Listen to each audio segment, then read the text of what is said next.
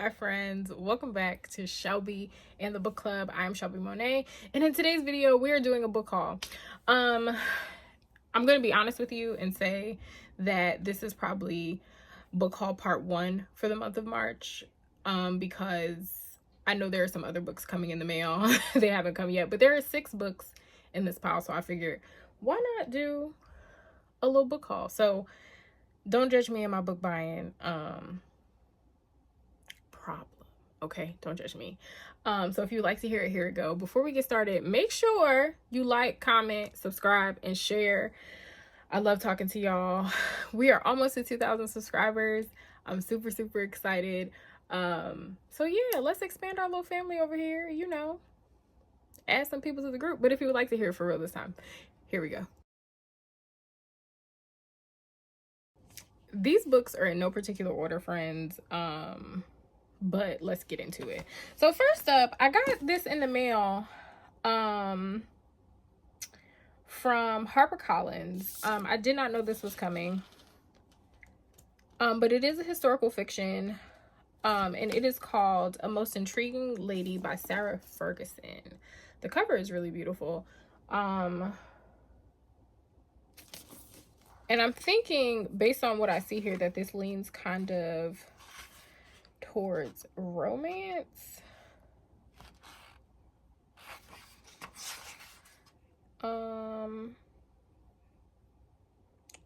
Yeah, it's a romance fiction. I hope it leans more historical. I don't know when I'll read this one, but anyway, it says Victorian London was notorious for its pickpockets, but in the country houses of the elite, gentlemen burglars, art thieves, and common preyed on the rich and entitled. Wealthy victims, with their pride and reputations at stake, would never go to the police. What they needed was a society insider, one of their own, a person of discretion, and finely tuned powers of observation, adept at navigating intrigue. Enter Lady Mary Montag Douglas Scott. Why she got 57 names? The youngest child of Queen Victoria's close friends, the Duke and Duchess of Bouccleuch. Fiercely intelligent and a keen observer, Mary is also bookish and quiet, which means she's overlooked and significantly underestimated by all. It's the perfect cover for a sleuth, a role she stumbles into when trying to assist a close friend during a house party hosted by her parents at their stately Scottish home. Sounds interesting. It's giving Bridgerton vibes. So I'll probably read that eventually. Okay, this next one we're gonna save for last. So you guys know that I want to read more nonfiction this year. So mom got me this book. We were supposed to go to the book signing together, but I had a book discussion last night, so my best friend ended up going with her, which I love that they have a really close relationship as well. So it says A Guide to Managing Unhealthy Family Relationships, Drama Free, by Nidra Glover Tawwab. I believe that's how it's pronounced. I know that she is a therapist. So this says, every family has a story. For some of us, our family of origin is a solid foundation that feeds our confidence and helps us navigate life's challenges. For others, it's a source of pain, conflict, and disappointment that can feel like a lifelong burden. In this empowering guide, licensed therapist and best-selling relationship expert Nidra Glover Tawwab offers clear advice for identifying unhealthy family patterns and choosing the best path to breaking the cycle and moving forward, covering topics ranging from trauma of emotional neglect, I can read, I do it for fun, to mental health struggles in siblings and our relatives and more. This clear and compassionate guide will help you take control of your own life and honor the person you truly are. I really am looking forward to reading this. I don't have the best relationship with my dad, and I want to do a better job at navigating that in a way that is healthy, not only for myself, but that's healthy for him as well. The struggle. So I think that will give me some guidance that I need, right? On top of therapy and all of that other stuff. But yeah, next, speaking of nonfiction, I have a book that we should have all read and that I personally have not read in years. Is I Know Why the Caged Bird Sings by Maya Angelou. It is her memoir. I have not read this in years. I think the first time that I read it, I was in high school, maybe. I actually feel like I want to read more of her work. I feel like I have not taken the time to really dive deep into Maya Angelou's fiction, and I need to take time to do this. But this is actually a buddy read between me and it's an autobiography, it's not a memoir. Between me and one of my good friends, Alan. He's been reading more. He's actually an author. If you guys follow me on Twitter, you know that he is my friend that was like, my homegirl says she read 5 to 10 books a month. I think she lying. Like, it was so funny. He's so funny. He's one person that really does inspire me. And I stumbling over my words.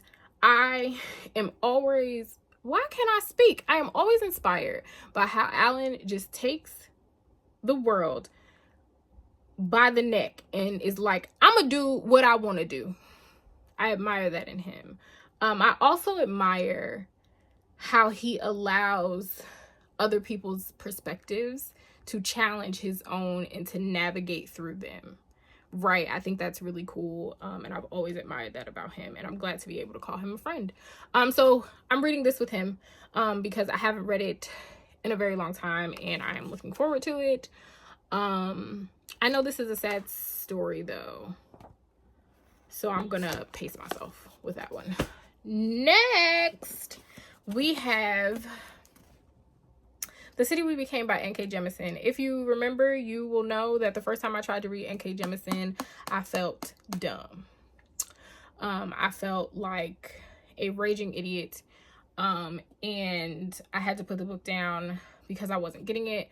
But from what I've heard, I think this might be an easier start to getting into her work and getting into like fantasy sci-fi type things. I'm a fantasy girl a little bit. I'm not so much a sci-fi girl because the science in the fiction, the science part, I don't be getting it. I do not. It don't be for me. So I'm excited about this. Is there a synopsis? It says, every great city has a soul. Some are ancient as myths. Other are new and destructive as children. New York, she's got 6, and all 6 will be called to arms in the greatest battle the city has ever fought. I'm excited about that concept of each borough being its own like deity. I think that's really cool. So I'm really looking forward to reading this. Next, we have another buddy read. I will be reading Half Blown Rose with my good friend Felicia, aka Brooklyn Book Bell, on here and all the rest of the socials. Y'all go follow my friend. We are reading this together and I'm super excited. We'll probably do a live or something like that.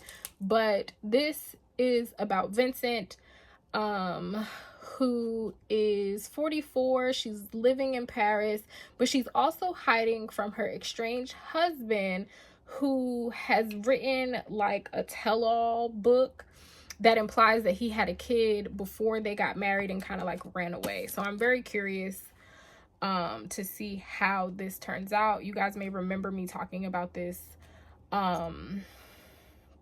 in a previous video and in a vlog, like a weekly vlog. So there's that. Now, the book that I'm saving for last.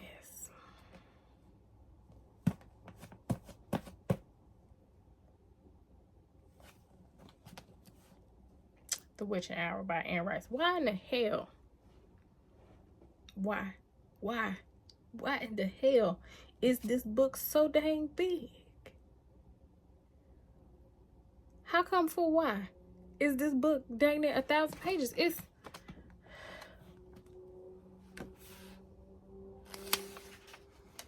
965 pages.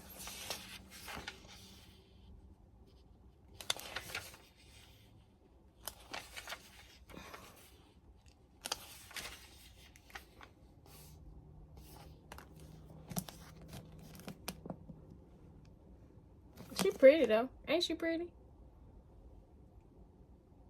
I hope I don't find out she racist or nothing. That would hurt my feelings. I picked this up because I've been watching the Mayfair Witches show with my mom.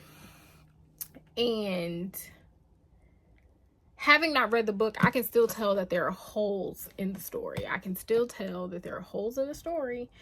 And I would like to know why. I want all my questions answered. I want to know the things that I'm missing and so on and so forth. So I bought the book.